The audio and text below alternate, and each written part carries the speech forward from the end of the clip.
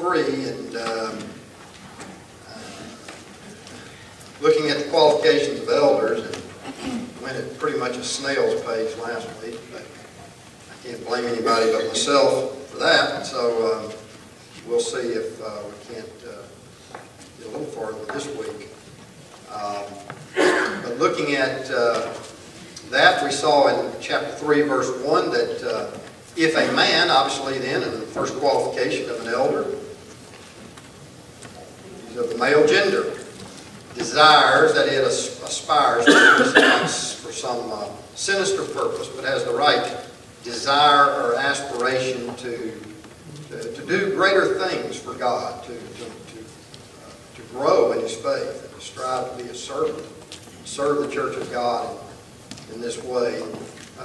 He desires a good work, and this bishop, this overseer, more modern translations say, must be blameless. That is, he's without reproach. You can't bring an accusation of some particular long-standing sin that he has in his life. Certainly he's not perfect. Everybody sins, makes mistakes.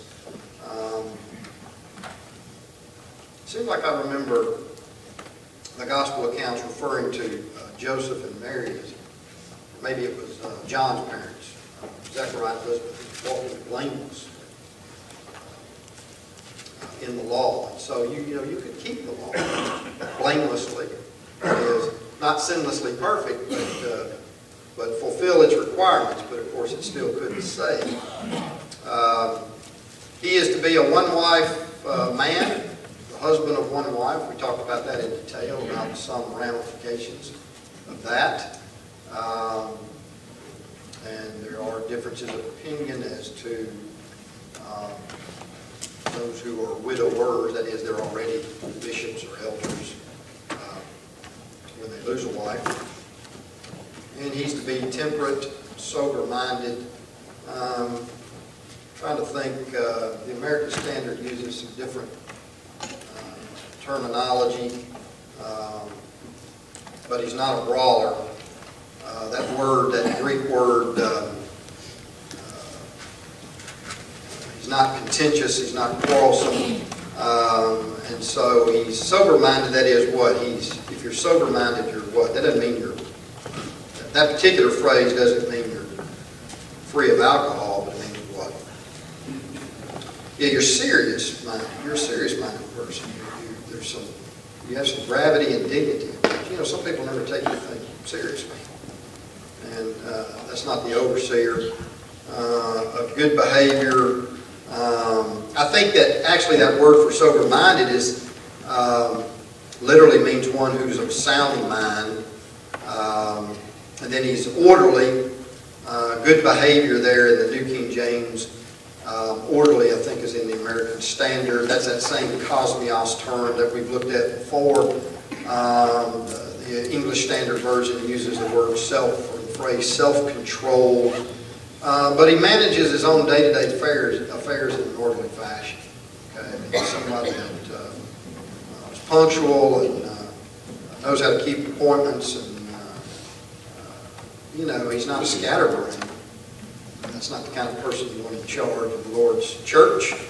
And given to hospitality, philoxenos, that Greek term, one who is loving and gracious to strangers, apt to teach in the King James or the American Standard, actually means skillful in teaching. That Greek word, we talked about that quite a bit. And then we looked at some negatives beginning in verse 3. I think that's where it says brawler in the American Standard. It says not given to wine in the New King James and the King James, but that word actually came to mean someone who wasn't noisy or boisterous or acted like he was drunk. In other words, again, a lot of these terms emphasize that, this is a man who's under control. And of course, that would include, imbibe alcohol as well. But still, perhaps not the thrust of the word there. He's not violent, the New King James says. I think the American Standard says a striker. And again, elderships can get involved in explosive situations. Elders sometimes, I mean, I've seen it, you know, you can get into a heated discussion with a member, or someone that's not a member, and he's got to be somebody that's under control, no matter what kind of situation he finds himself. And then it says that not greedy for money in the New King James, or King James is actually not in some manuscripts, so it's not in the American Standard and some of the more modern translations, but we'll get to that particular characteristic later in the list. But it says he's gentle, and you know, elderships have to understand, elders have to understand how to handle people. And that's not to say you compromise the Word of God, but certain personalities have to be handled differently, and we talked about that. You can crush the wheat with a heavy-handed application. Some people are extremely hard-headed and stubborn, and maybe they need a little harder application. But others are very tender, and so you have to know how to handle different people different ways. He's not contentious, or I like the New King James there says quarrelsome. Again, stressing this control that he must have over his emotions. He's not hot-headed.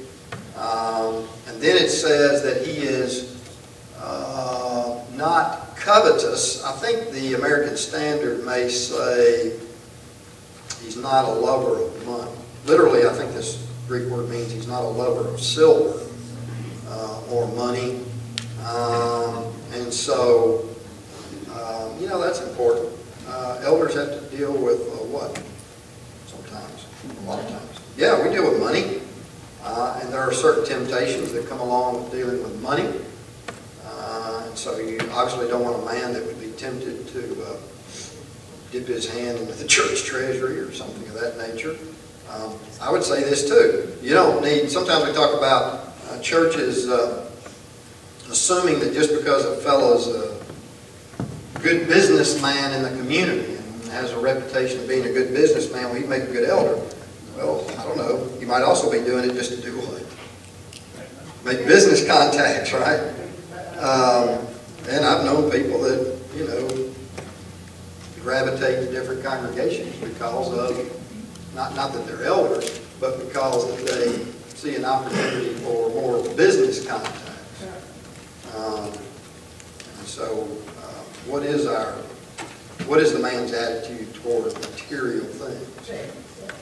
Are we laying up for ourselves? And frankly, the injunction is for every Christian to lay up treasures in heaven rather than here on this earth. And so our attitude toward money and material is extremely important, certainly for the overseer. Now we get to another one of those kind of controversial passages like the one-wife husband. One who rules, the New King James says. Probably a good translation there for that word is manages. It's not as harsh as rule sometimes, you know, you get the connotation there is someone who's ruling with an iron fist. Perhaps that word there is not that strong for this particular context. But a lot of the modern translations say manage his own house well, having his children. And by the way, if he's managing his own house, who does that also include? It includes his wife too. Okay, everybody in his household. So he's managing or ruling his own house well, having his children. Do what? I'll see some punching. I'm not going to get into that. Family squabbles and all.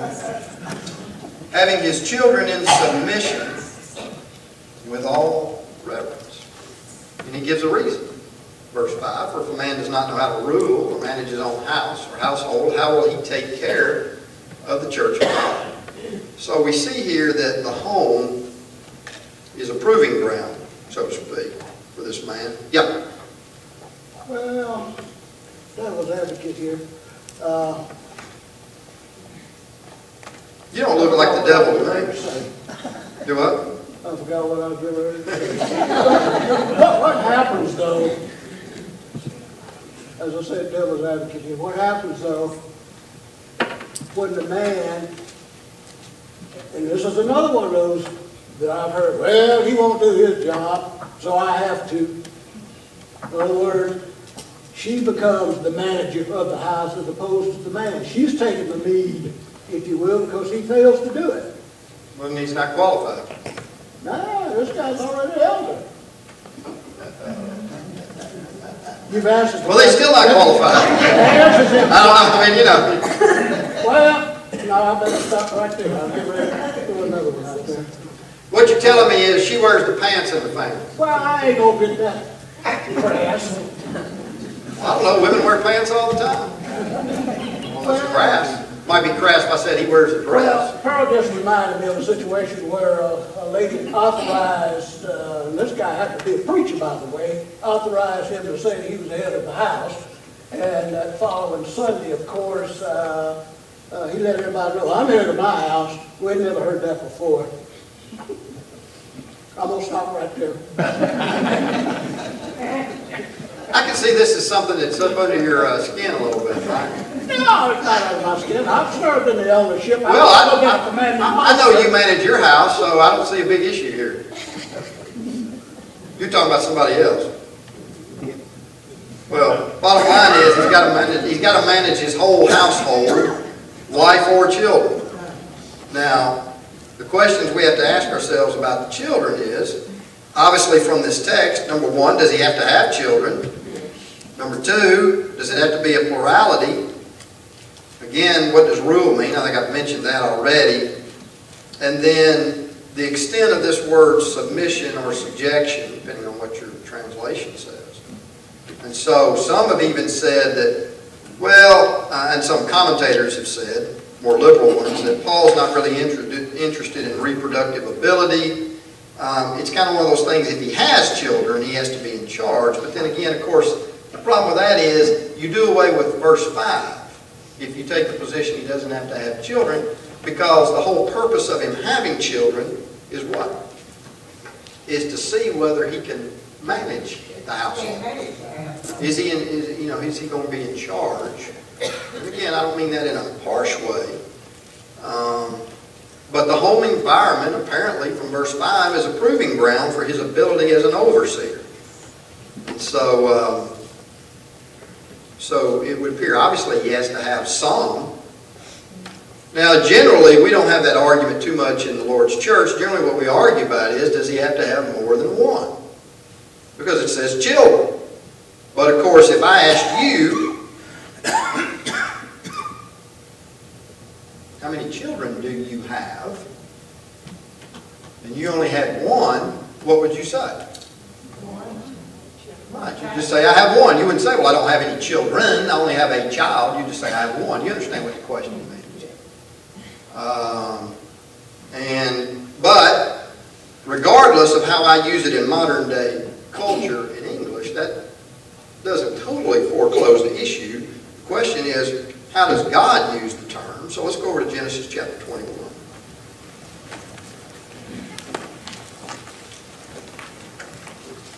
We'll look at a couple verses, one in Old Testament, one in the New.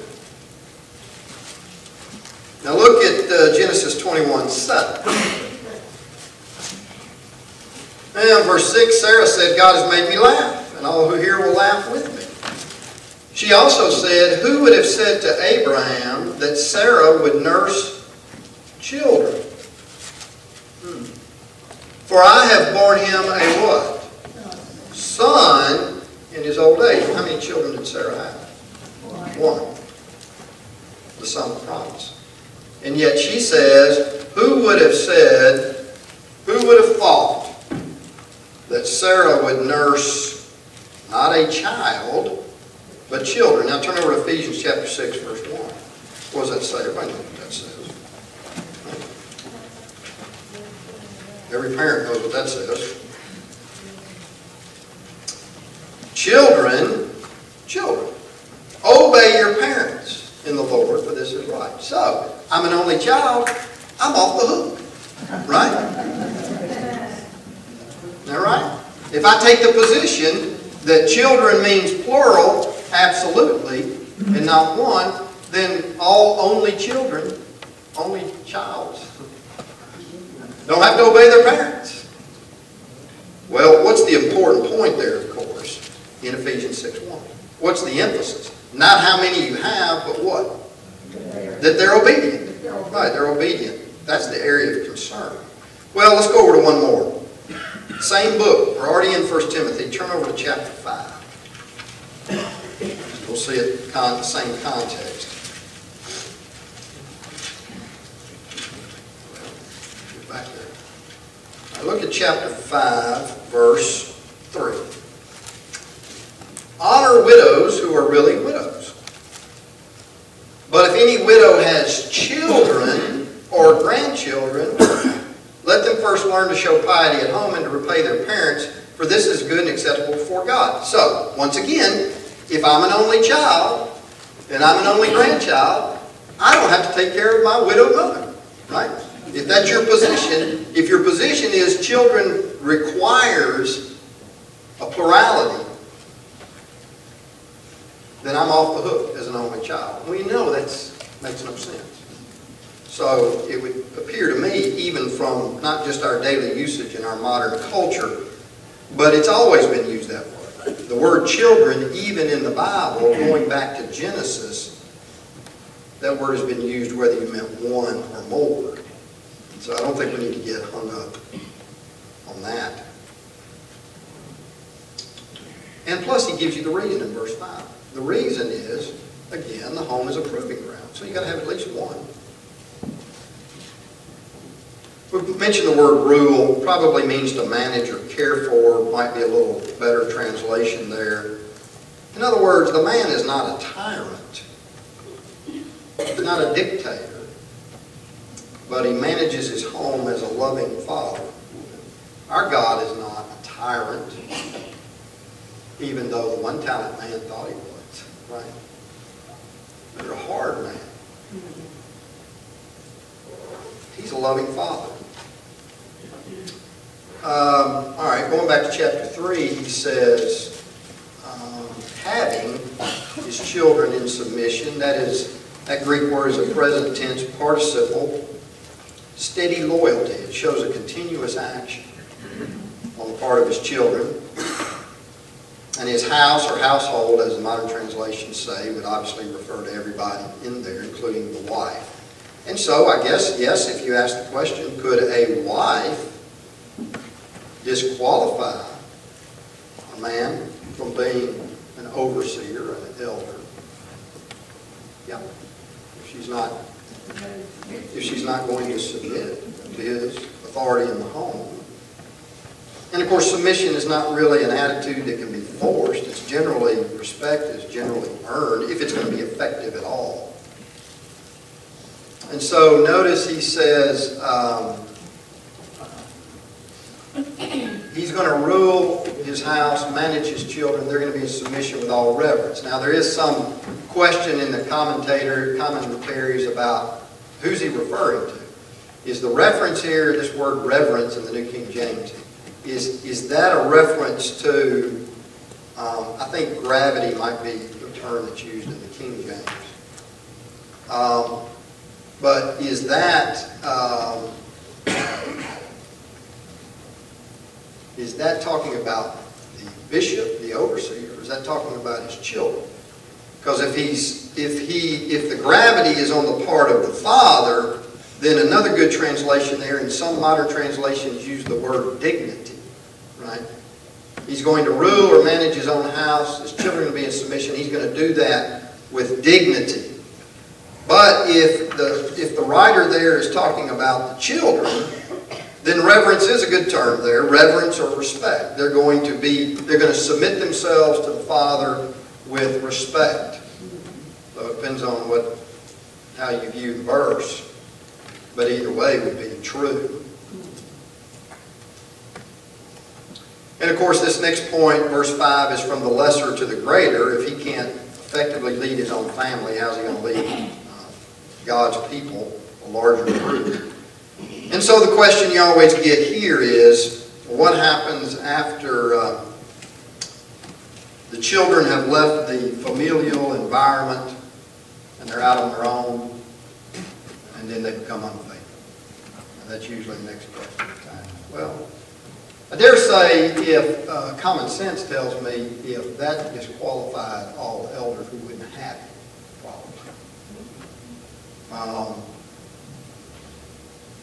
But that's not obviously the total answer. You know, the question we're really asking is, can parents be held responsible in perpetuity for all the transgressions of their children? Obviously, the Bible says no, that we're all free moral agents. And so, go over to Isaiah chapter 1. Remember, what does he say in verse 4? What is he to rule or manage well? What is he to rule or manage well?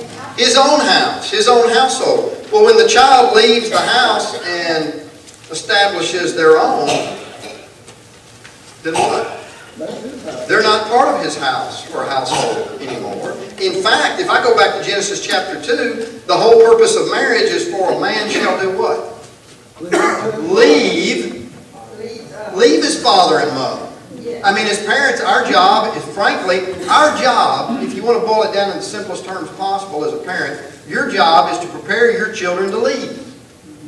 And to be able to function on their own as responsible adults, productive citizens of the country in which they live, and extremely productive citizens of the Lord's kingdom. That's your job. To prepare them to get out on their own and to leave.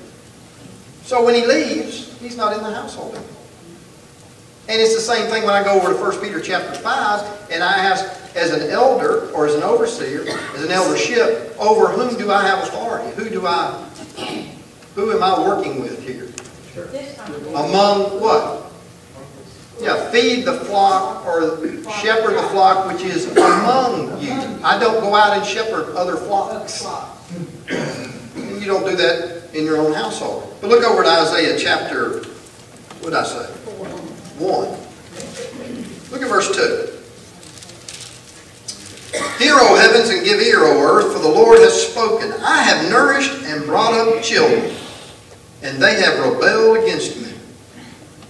The ox knows its owner, and the donkey its master's crib, but Israel does not know, my people do not consider. Alas, sinful nation, a people laden with iniquity, a brood of evildoers. Children who are corrupters. They have forsaken the Lord. They have provoked to anger the Holy One of Israel. They have turned away backward. Now, who in this room is going to charge God for being responsible for what the Israelites did?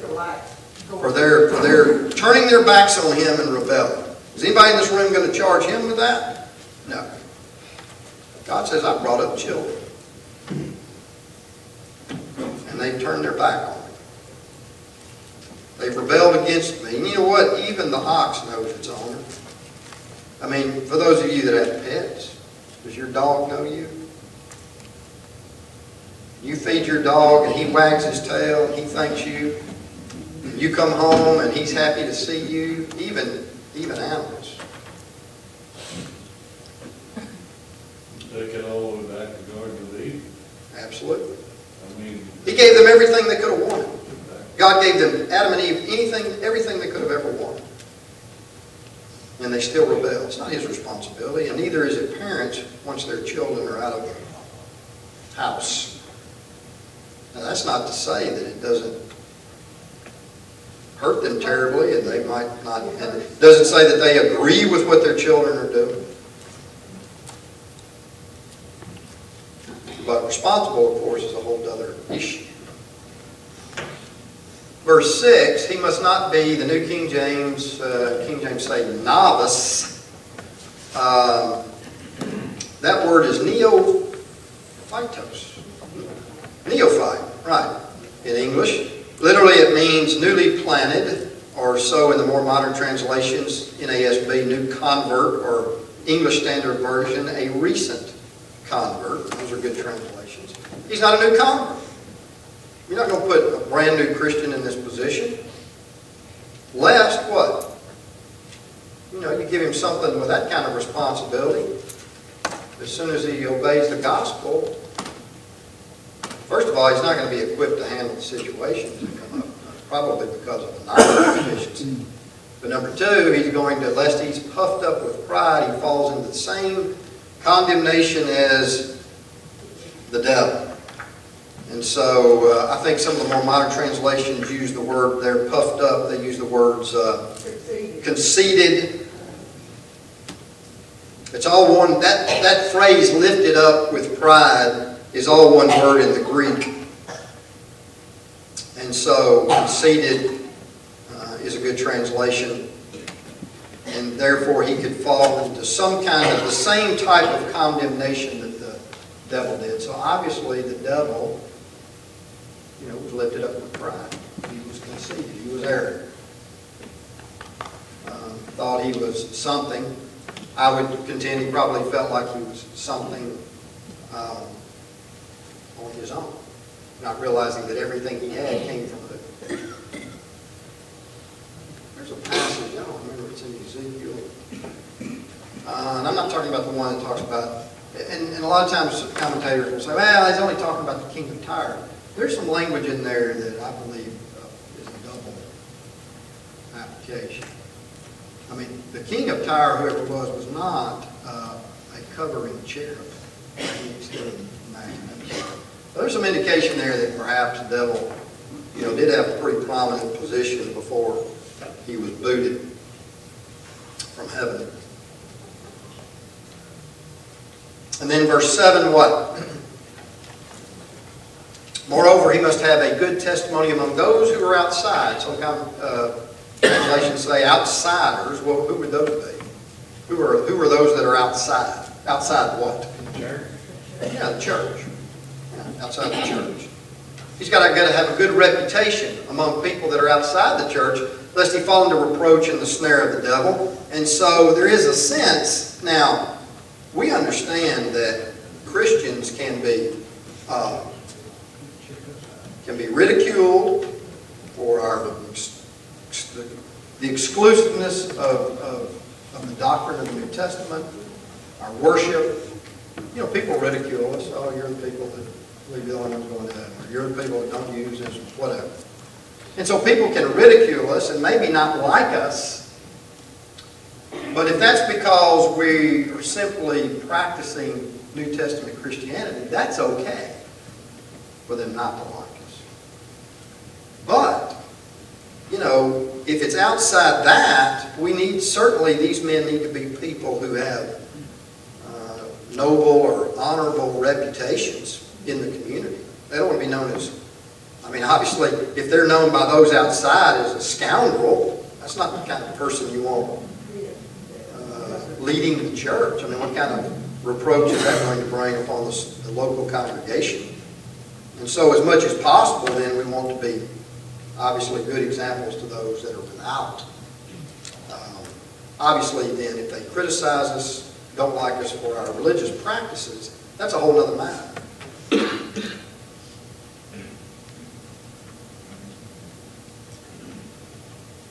Any questions or comments about those first 7 verses of chapter 3? I just say on that last point, we sometimes say, oh, I know that person, he or she could never do anything like that.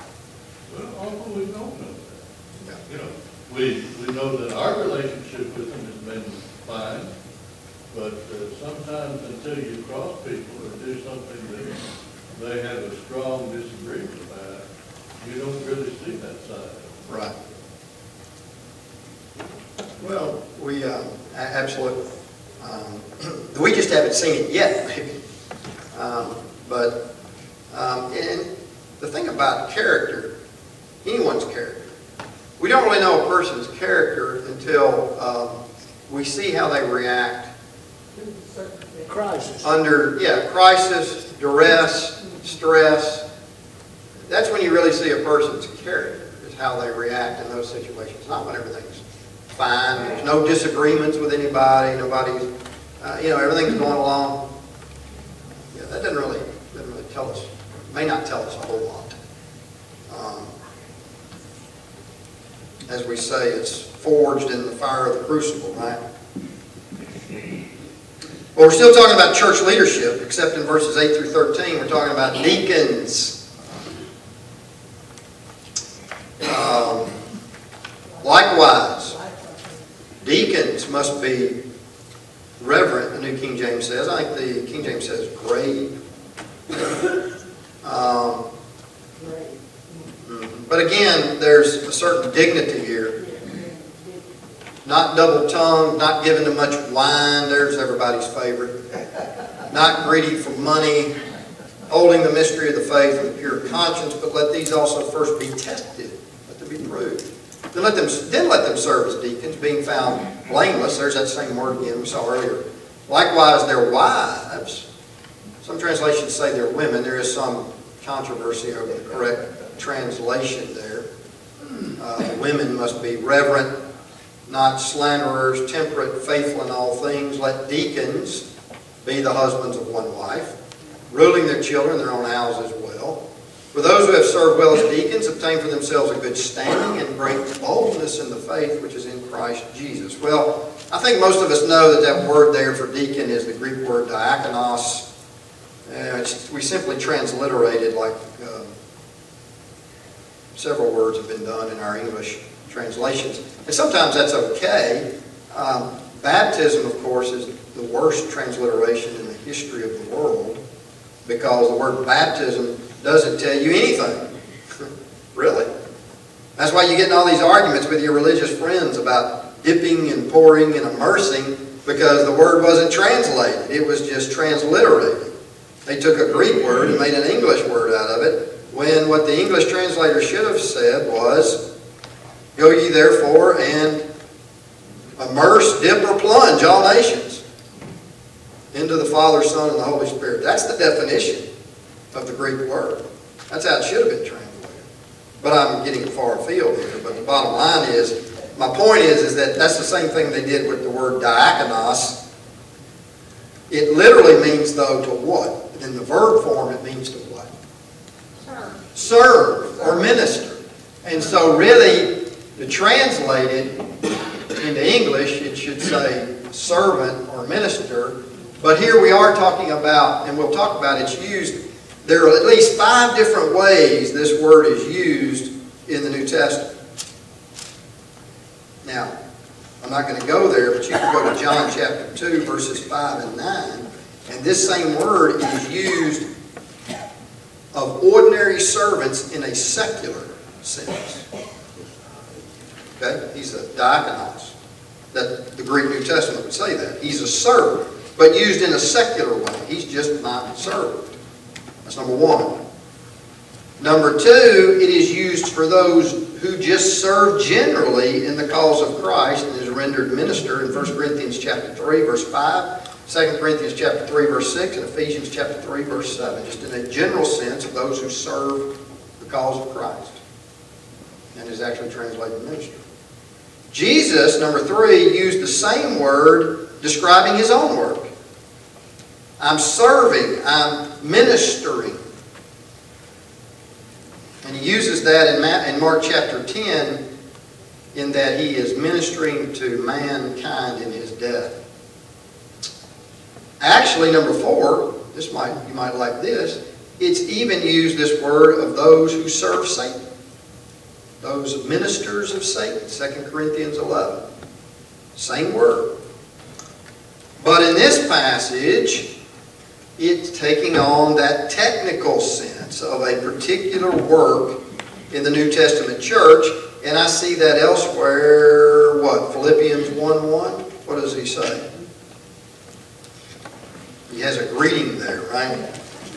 And in that greeting he says, "To all the saints in Christ Jesus who are in Philippi with the bishops or the overseers and deacons." So obviously used in a technical sense there as it is here. He's talking about qualifications.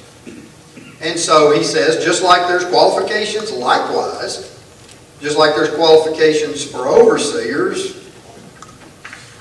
there's going to be some for deacons. And generally I think we assume that deacons are younger. Why do I assume that they're generally younger? Not always, by the way. Well, that's right. There may be some physical tasks that have to be done. But more, I kind of look at it as, what is the word that we are using for overseers? What's the word we use most? Elders. We call them elders. Well, I think of the word elder, you generally think of a person, you know, and that's what the word entails, is a man of a certain age and experience. And the deacon, of course, it says, we mentioned he has to be grave. That is, he's a man of dignity. That's the ESV uses the word dignified. The NASB says he's a man of dignity. They have to, basically, deacons have to take their job seriously and do their best. I mean, and it's just like an elder or bishop, an overseer. But a deacon is not just, you don't just take on a title and say, okay, I'm a deacon. And I feel pretty good about it. You don't want everybody to know I'm a deacon. That's not what it's all about. I mean, think about the definition of the term. If we translated it, then transliterate it, we would say he's a minister, he's a servant. Well, if he's a servant, then he needs to be serving, right? Well, yeah, they can ask for help, but they've got to have some, they got to have a little bit of self-motivation.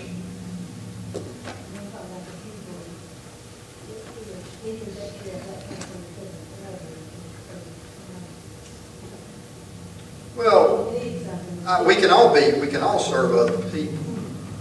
But generally, when we're talking about deacons, he's given a specific, perhaps, area or task in which to take care of. We all should be serving them.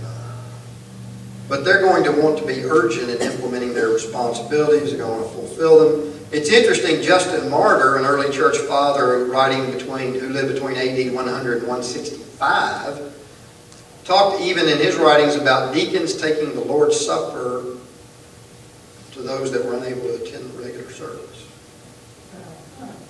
Kind of interesting, isn't it? It says deacons must not be, what? Double-tongued. Dilogos. One commentator, Thayer, said he thinks it means saying one thing to one person and then what? Another thing to another? Maybe with an intent to deceive.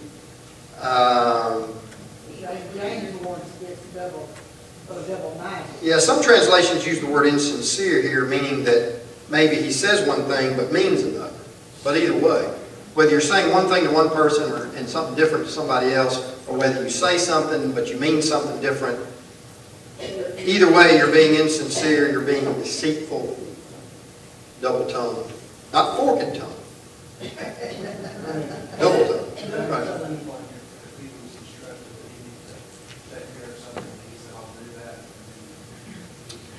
Yeah, I don't know, maybe, I guess, if he didn't really intend to. Now, sometimes somebody says, can you handle this for me? And you say, yeah, and you do intend to do it, and you just, things come up or whatever, and you don't. That just means you're not a responsible person, maybe not a double-tongued person. But I suppose if you said, yeah, I'll take care of it, but you never had any intent on doing that, yeah, that would qualify.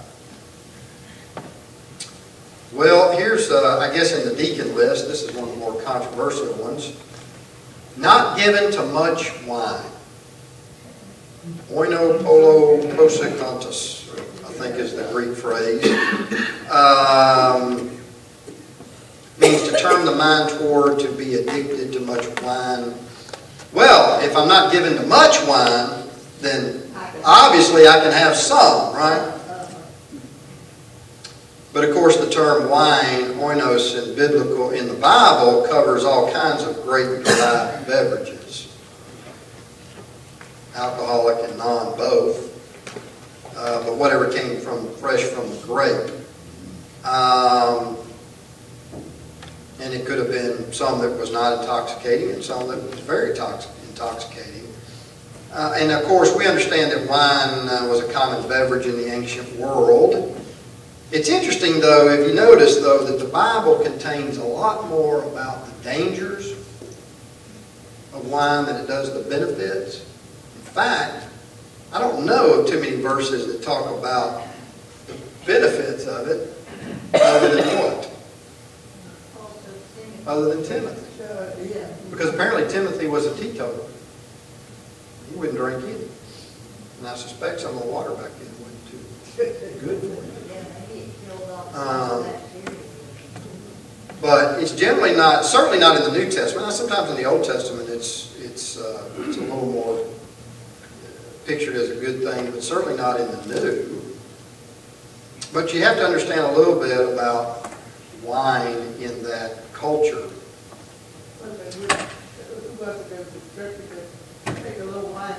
Yeah, that was Timothy. But you understand that the modern day alcohol, the concentrated amounts of alcohol that we find in wines and liquors in modern day America and in society in general, was not invented until when? Who invented distillation? What's that? When you distill spirits. Who invented that process? The hillbillies. Long before the hillbillies. Middle Ages. Middle Ages. Who invented it? Monks. Not monks. You're going to be surprised. Maybe you won't be. Like the Middle Eastern guys? Arabs. Arab. The Arabs did in the Middle Ages. Invented the process of distilling alcohol. So until that time, the wine we're talking about in the New Testament, nothing like what we have today. Because when it got to a certain percentage, 10 or 11, if it got much above that, the yeast cells killed. The yeast cells are killed and the fermentation process ceases. So it can only go so far. So you're probably looking at ancient wines that were 7 to 10%. And so to avoid the sin of drunkenness, then they would do what? What would they do with even those that are much weaker than what we have now? Yeah, they would water them down. And you'd have to drink a lot of that to be intoxicated. So to find a justification for social drinking in this text is a dangerous thing to do. And as I said before, Timothy was so conscientious about it, he obviously wasn't drinking any, because he was told in chapter 5, verse 23 to take a little for medicinal purpose. Greg, Yeah. in Ecclesiastes 7:17, it says, "Be not overmuch wicked." Does that mean you be Yeah. a little bit wicked? Yeah, I can be a little bit wicked. Don't be over much wicked. That's not the balanced life that God is looking for, is it?